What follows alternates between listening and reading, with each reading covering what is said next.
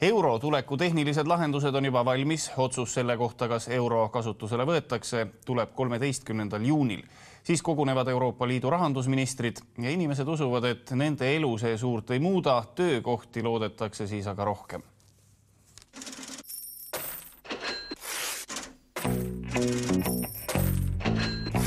Inimesed arvavad, et nende elus eurotulek midagi ei muuda.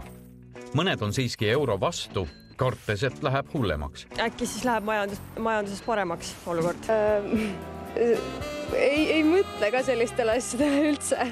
Ei ole okei. Ei ole normaalne.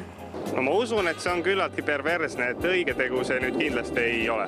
Ma arvan, et see on suhteliselt ebaloomulik ja ma ei kujuta sellist asja ette.